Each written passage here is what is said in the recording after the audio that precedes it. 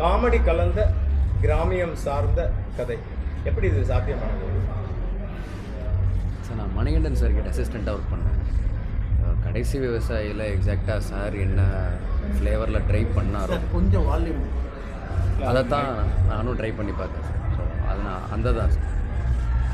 இல்லை, குறிப்பாக பார்த்தீங்கன்னா இந்த படத்தோட கிளைமாக்ஸை சொல்லியிருக்கீங்க, பெண்கள் அனைவருமே சேமிக்கக்கூடிய ஒரு பக்குவத்தை நடத்திக்கணும். குறிப்பாக வந்து இந்த கிராமத்தோடு நடந்த அந்த அந்த ராதியாவுக்கு கிட்டத்தட்ட அந்த டைட்டில் வரதான் அவங்களோட ஆக்டிங் இருக்குது. அதுக்கப்புறம் ஃபிலிமே அவங்களோட ஹாஸ்பிட்டல் மற்ற மாதிரி எப்படி இந்த கதை நடக்குது, எந்த மாதிரியான பெண்களுக்கு சொல்ல விரும்புகிறீங்க குறிப்பாக? இல்லை சார், 2 தலைமுறைக்கு முன்னால் இருந்த எல்லார் வீட்லேயும் இப்படி யாரோ ஒருத்தர் இருந்தாங்க. இப்போ இந்த படம் பார்க்குற எல்லாருமே சொல்கிறது எங்கள் பாட்டியை ஞாபகப்படுத்துது, எங்கள் அம்மாவை ஞாபகப்படுத்துதுன்னு சொல்கிறாங்க. அப்படின்றப்போ ஒரு 2 ஜென்ரேஷனுக்கு முன்னாடி வரைக்கும் எல்லா பெண்கள்கிட்டையுமே இது பொதுவான ஒரு குணமாக இருந்து தான் செஞ்சிச்சு. அது 10 ரூபா சம்பாதிச்சாலும் அதை வச்சே ஒரு 10 குழந்தைகளை அவங்க வளர்த்தாங்க, கடன்லாம் வளர்த்துருப்பாங்க, சொத்து சேர்த்துருப்பாங்கன்றப்போ அது முழுக்க அவங்களுடைய நிர்வாக திறமையால் மட்டும்தான் அந்த குடும்பம் நடந்திருக்கு. இப்போ உஸ்லாம்பட்டியில் ஒரு 2 தலைமுறைக்கு முன்னாடி இருக்கிற யார் எந்த பாட்டியை கூப்பிட்டு அவங்க லைஃப்பில் என்ன நடந்துச்சுன்னு கேட்டாலும் அவங்க எல்லோரும் டிட்டோ ஒரே கதையை தான் சொல்கிறாங்க. ஆண்கள் ஒன்று குடிச்சிட்டு வீட்டுக்கு பணம் கொடுக்காமல் இருந்திருக்காங்க, இல்லை குற்ற செயல்களை ஈடுபட்டு ஜெயிலுக்கு போயிருக்காங்க.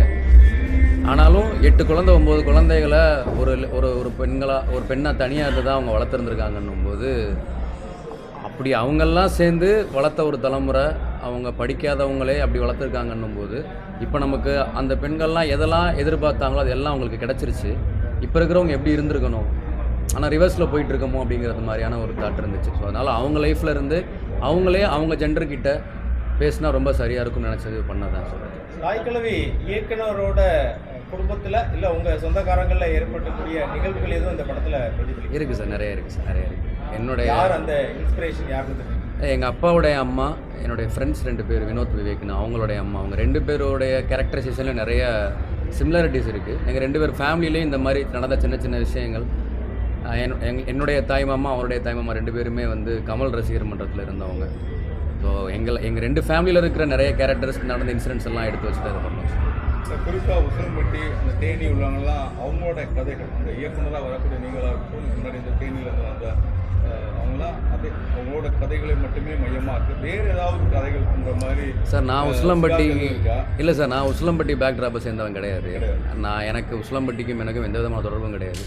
நான் மணிகண்டன் சார் கிட்ட கடைசி விவசாயியில் ஒர்க் பண்ணப்போ அந்த ப்ரீ ப்ரொடக்ஷன் டைமில் நான் பார்த்த சில லைஃப்பை வச்சு தான் பண்ணேன் சார். ஸோ இது என்னுடைய பேக் ட்ராப் லைஃப்லேருந்து எடுக்கிறது கிடையாது. ஆமாம் சார். இல்லை, குறிப்பாக இன்னொரு சீன் உண்மையிலே டச்சிங்காக இருக்க மாதிரி, ஏன்னா நல்ல நேரத்தில் ஒரு உயிர் போகணும், அதுக்காக ஒரு ஆம்புலன்ஸ் வண்டி நிப்பாட்டிட்டு அவங்க ஃபேமிலியெல்லாம் அதெல்லாம் ஒரு மாதிரி, அது உண்மையிலேயே இப்போ நடக்கக்கூடிய சூழலாக இருக்கா, இல்லை நல்ல நேரத்தில் போகிற மாதிரிலாம் ஒரு சீன் வச்சுருக்கீங்க?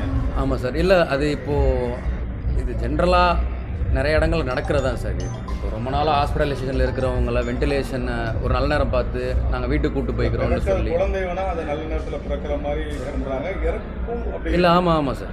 இது நான் அது ரிவீல் பண்ண முடியல, ஆனால் நான் நிஜத்தில் பார்த்த ஒரு இன்சிடெண்ட்டை வச்சு தான் அதை பண்ணியிருக்கேன் சார். தட்டுவாணி சொல்லி அந்த ஒரு சொலவிட வந்து பெரிய அளவில் பேசப்பட்டு இந்த படத்தில் அது என்ன, எங்கள் ஊர் பக்கம் பேசுறது வேற, இதில் வேறு அந்த தேனி அந்த பக்கம் வந்த சார். அது ஒன்றும் இல்லை சார், அது வெறும் அந்த வட்டார பகுதியில் இருக்கிற நிறைய பாட்டிகள் திட்டுற ஒரு சாதாரண ஒரு வார்த்தை தான் அது. நான் விசாரித்த வரைக்கும் அதுக்கு அர்த்தம் வந்து உழைக்காமல் உட்காந்து தட்டை தூக்கிக்கிட்டே சாப்பாடு கலைகிற ஒரு கேரக்டர்களை பேர் தான் தட்டுவாணி பயலேன்னு சொல்லுவாங்கன்னு நான் விசாரித்தப்போ சொன்னாங்க. அந்த கரெக்டாக அந்த சீனில் வந்து 3 பேரும் உழைச்ச எந்த கான்ட்ரிபியூஷனும் பண்ணியிருக்க மாட்டாங்கன்னா சொத்தை பிரித்து கொடுன்னு கேட்கும்போது அவங்க அம்மா திட்டுறது மாதிரி இருக்கிறப்ப எனக்கு அந்த வார்த்தை சரியாக இருக்குன்னு தோணுச்சு, அதனால் அப்படி வச்சுருக்கேன். இல்லை, நிறைய இடத்துல மூட்டு கெட்ட வார்த்தைகள் நிறைய அந்த கிராமத்து வாசகங்கள் வரும்போது அது நிறைய அந்த மாதிரி மூட்டு நிறைய இருக்க மாதிரி இருக்கு. அப்படின்னு என்ன சார், சென்சார்ல மியூட் எதுவும் அதிகமாக? ஆமாம் சார், ஆமாம் நிறைய மியூட் இருந்துச்சு சார். அதுக்கு லிப்சிங்கில் மேட்ச் பண்ணுற மாதிரி நிறைய வார்த்தைகளை ட்ரை பண்ணோம். சில இடங்களில் பண்ண முடியாத இடத்துல மியூட் கொடுத்துருவோம். சென்சார் ஏற்கனவே தொடர்ந்து பல்வேறு கெடுபிடிகளை கொடுத்துருக்கீங்க, பார்க்கலாம். ஜனநாயகம் படமாக இருக்கலாம், சில படங்கள் இது மாதிரி மூட் போட்டு இப்போ ராஜ்முருகன் படம் தான் ரொம்ப நாளைக்கு பிறகு இப்போ வந்த படம் தான் அவர் சென்சாரில் ரொம்ப கட்டலாமல் போச்சு. ஏன்னா பழைய படங்கள்லாம் 40-42 கட்டு வர போனது மாதிரி இருக்குது. ஏன் அதை நம்ம ஃபஸ்ட்டு இது கிளியர் பண்ணலையா? அது மாதிரி கெட்ட வார்த்தைகள் ரொம்ப மூட் போடுவாங்க சொல்லி.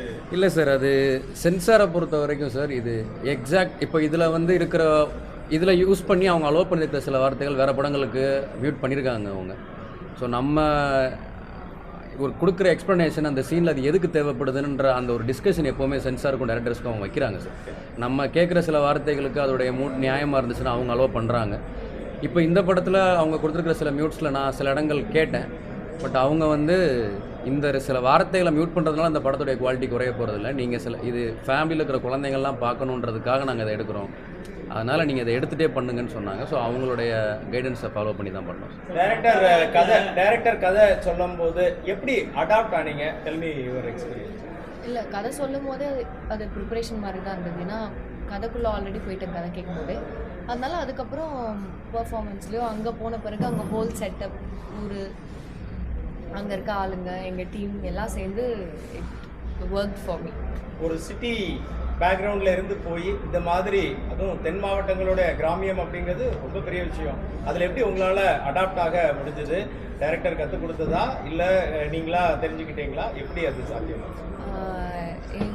எங்கள் தாய்க்கிழவி டைரக்டரும் மணிகண்டன் சாருடைய அசிஸ்டன்ட் தான். ஸோ அதனால் அவரோட எப்படி கம்யூனிகேட் பண்ணால் என்ன பண்ணணும்னு அவருக்கு ரொம்ப கிளியராக தெரியும். அண்ட் கடைசி விவசாயிலையும் எனக்கு அங்கேயே சிலம்பட்டியில் இருந்ததுனால அதில் ஆனால் டைலக்ட் அப்படி இருக்காது, ஒரு காமன் டைலக்ட் மாதிரி தான் இருக்கும். பட் இதில் டைலக்ட்க்கு ரொம்ப ஒர்க் பண்ணோம், ரொம்ப ஒர்க் பண்ண வந்தார் for the dialect. Radhika madam மாதிரி பெரிய லெஜண்ட் கூட ஒர்க் பண்ணும்போது இந்த ஃபியர்னஸ் இருந்ததா? கம்ஃபர்டபுளாக ஃபீல் பண்ணீங்களா? அவங்கெல்லாம் உங்களோட எப்படி கோஆர்டினேட்? இல்லை, அவங்களோட சிங்க் ரொம்ப நல்லா இருந்தது. ஆனால் என்ன இருந்தாலும் ஒரு பெரிய ஆர்டிஸ்ட், எக்ஸ்பீரியன்ஸ்டு ஆர்டிஸ்ட் இருக்காங்கன்ற ஒரு படப்படப்பு இருக்க தான் செஞ்சது. பாரதி ராஜா அந்த படத்தை பார்க்கறதுக்காக வைப்பீங்களா சொல்லி கமலஹாசன் கேட்டதா, ராதிகாட்ட கேட்டதா சொல்லுங்கள். ஏற்பாடு பண்ணியிருக்கீங்களா பாரதி ராஜா படம் போடுறதுக்காக இந்த படத்தை காமிக்கிறது? இல்லை சார், அதான் நாங்கள் அவங்கள்ட்ட பேசியிருக்கோம் சார். சார் கொஞ்சம் ஒரு 2 வீக்ஸில் கொஞ்சம் பெட்டர் ஆயிடுவார், கண்டிப்பாக பார்க்க வைக்கலான்னு சொல்லியிருக்காங்க சார். அவர் ரெக்கவரிக்காக நம்ம சொல்லும்போது கமலஹாசனோட இது அதான் சொல்லிட்டு போனதா, கமலஹாசன் படம் பார்த்துட்டு இதை பார்க்க வைங்க, அவர் குணமாயிடுவார், அவர் ஓரளவுக்கு எந்திரிச்சு வந்துடுவார்னு அந்த அளவுக்கு இதாக ராதிகா நடிச்சிருக்காங்க. அது ஆனால் இன்னும் 2 வாரத்தில் பார்க்கறதுக்கான வாய்ப்பு. ஆமாம் சார், அவருடைய பிஏ பேசிட்டு தான் இருக்கார் ரெகுலராக. சாரை பார்க்க வைக்கிறதுக்கு அவங்களும் ட்ரை பண்ணிட்டு இருக்காங்க. கொஞ்சம் பெட்டர் ஆனதும் கண்டிப்பாக காட்டலான்னு இருக்காங்க சார். பாரதிராஜா நீங்கள் பாரதிராஜா மற்றும் பாக்யராஜன் வசனம், திரைக்கதையோட வசனம் மிகப்பெரிய படம். அது நீண்ட நாட்களுக்கு அப்புறம் இந்த திரைப்படத்தில் சாத்தியமாயிருக்குன்னு நினைக்கிறீங்களா? அந்த வெற்றிக்கு காரணமாக நினைக்கிறீங்க? வசனங்கள் உச்சரிப்பு நல்லா இருக்கா சார் வசனம்? நீங்கள் தான் இன்னைக்கு தான் ரிலீஸ் ஆகிருக்கிறதுனால நீண்ட நாட்களுக்கு பிறகு ஒரு நல்ல படம் கிராமத்து வாசகத்துக்கு வந்து போனால் குறிப்பாக ரியாலிட்டியாகவே இருக்குது. அந்த சொத்து பிரிப்பு எல்லாம் இருக்குது. நகை வந்தால் பெண் குழந்தைகளுக்கு, தாலி வந்து முதல் மருமகளுக்கு, அந்த சென்டிமெண்ட். ஆனால் ஒரு இயக்குனர் எல்லாத்தையும் பார்த்து படம் எடுக்கிறது தான் ஒரு இயக்குனர். அதாவது சில பார்த்தீங்கன்னா இன்ஸ்பெக்டருமா 2 ஸ்டாரோட வச்சுட்டு பாட்டுவாங்க. நம்ம நிறைய இயக்குன்னு பார்த்துருக்கோம். நான் கொஞ்சம் கரெக்டாக பண்ணியிருக்கேன். அதான் அவங்க கேட்குறது. ஓரளவு கண்டினியூட்டியாக வந்திருக்கு. சீனும் ஸ்க்ரீன் பிளேயும் செமையாக இருக்குது. தேங்க்யூ. நல்லா வட்டார மொழியில் மாதவன் மாதிரி சாகித்ய அகாடமி விருதாவில் எழுதின எழுத்துக்கள் வந்து மக்களை கவர்ந்துச்சு. ஓகே. ஆனால் அதே வட்டார மொழியில் படங்கள் இயக்கும் போது சவாலாக இருந்துச்சா? அது மக்கள்கிட்ட வரவேற்பு இருக்குன்னு நினைக்கிறீங்க சார்? நான் பார்த்து பழகின எல்லோரும் இப்படி தான் பேசுவாங்க சார். ஸோ அதனால் எனக்கு அது இயல்பாக தான் இருந்துச்சு சார். அது எதுவும் நினைக்கிறேன் சார். நான் மதுரை சிட்டிக்குள்ளே பிறந்து வளர்ந்தேன். எனக்கு வில்லேஜ் லைஃப் பெருசாக தெரியாது. ஆனால் ஃபேமிலியில் இருக்கிறவங்க எல்லாரும் இப்படி தான் பேசிக்குவாங்க. ஸோ நான் அவங்க என்ன பேசிக்கிறாங்களோ அதான் பண்ணேன் சார். ஸோ அது எதுவும் தனியாக எதுவும் பண்ணேன். இந்த அப்பத்தா பற்றி சொன்னீங்க. பட் இந்த படத்தை இயக்கும்போது, இதனுடைய திரைக்கதை எழுதும்போது வேறு ஏதாவது தமிழ் படங்களோட ஏன்ஷியன் ஃபிலிம்ஸோட இன்ஸ்பிரேஷன் ஏதாவது உங்களுக்கு இருந்ததா சார்? கடைசி விவசாயியோட இன்ஸ்பிரேஷன் தான் சார் இந்த கதை. அதோடைய குழந்தை தான் இது. அங்கே அவர்கிட்ட இருந்து வந்தது தான் சார் எல்லாமே.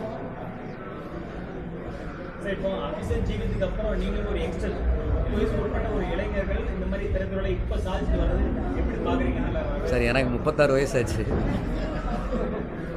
அவர் ரொம்ப சின்ன பையன். அவர் அவர் வயசில் நான் ஏடியா கூட ஆகலை. ஸோ அவரோட அச்சீவ்மெண்ட் ரொம்ப பெருசு. பட் அதான் சார், இந்த மாதிரி ஆர்டிஸ்ட்டுகளுக்கு பண்ணுற கதைகளுக்கு ஈஸியாக வாய்ப்பு கிடைக்கும்.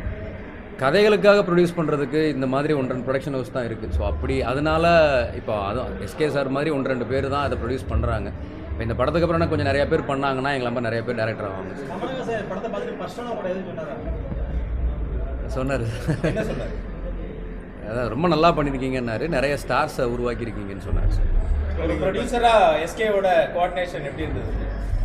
ரொம்ப ரொம்ப நல்லா இருந்தது சார். கதை கேட்ட அன்னைக்கு ஓகேன்னு சொன்னது தான். அதுக்கப்புறம் நான் ஃபைனல் எடிட் காட்டுற வரைக்கும் அதில் எந்த விதமான தலையீடும் அவர் பண்ணதில்லை.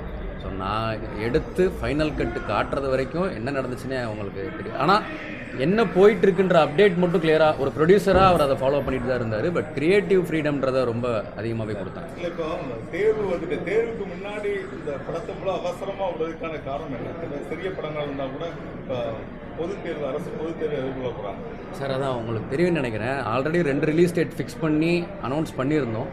அது சில காரணங்களுக்காக தள்ளி போயிட்டே இருந்துச்சு. கிட்டத்தட்ட 300க்கும் மேற்பட்ட சிறிய படங்களுக்கான திரையரங்கள் கிடைக்காம இன்னும் இருக்கு. ஓகே, 360 படங்கள் இன்னும் முடிக்கப்பட்டு சென்சார்லாம் போய் சிறிய படங்கள் இருக்கு.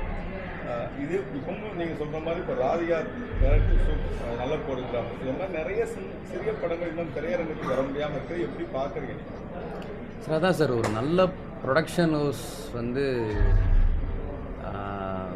படம் எடுக்கிறது மட்டுமே வேலைன்னா முடிஞ்சிடும் சார். பட் ஆனால் அதை ரிலீஸ் பண்ணுறதுங்கிறது இப்போ எஸ்கே ப்ரொடக்ஷன்ஸ் மாதிரி ஒரு பெரிய ப்ரொடக்ஷன்ஸ்க்கே இந்த படத்தை ரிலீஸ் பண்ணுறதுக்கு இத்தனை ரிலீஸ் டேட் போஸ்ட் ஆன ஒரு கண்டிஷன் இருந்துச்சு. ஸோ அதான் சார், சிச்சுவேஷனலாக அப்படி தான் இருக்குது. இந்த மாதிரி நிறைய சின்ன சின்ன படங்கள் சக்ஸஸ் ஆகும்போது தான் அதுக்கான கேட் அதுவாக திறக்கும்னு நினைக்கிறேன் சார்.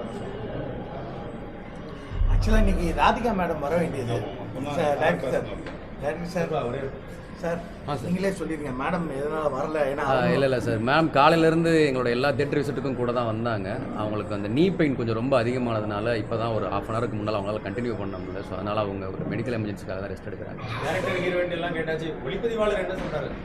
மண்ணின் படம் கிராமத்து கதையை ஒளிப்பதிவு பண்ணும்போது என்ன சேலஞ்சஸை நீங்கள் மீட் பண்ணீங்க? உங்களோட அனுபவம்.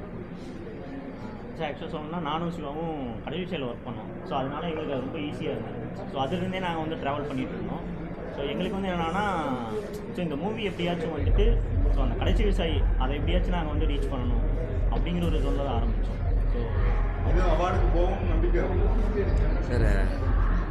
நம்பிக்கை இருக்குது சார், எதிர்பார்ப்பு இல்லை சார். எதிர்பார்ப்பு கமர்ஷியல் மட்டும் இருந்தால் போதும் பாக்கி சார். கமர்ஷியல் அப்படின்னு இல்லை சார், கிராஃப்டாகவும் டெக்னிக்கலாகவும் எங்கள் டைரக்டர் பார்த்தாருன்னா ஓகே நல்லா பண்ணியிருக்கீங்கன்னு அவர் சொல்லணுன்ற அந்த ஒரு பொறுப்பை மட்டும் வச்சுக்கிட்டே தான் இருந்தோம் சார். மற்றபடி அதுவே எனக்கு பெரிய அவார்டு. பார்த்துட்டாரு சார், பார்த்துட்டாரு, நல்லா இருக்குன்னு சொன்னார் சார். தேங்க்யூ.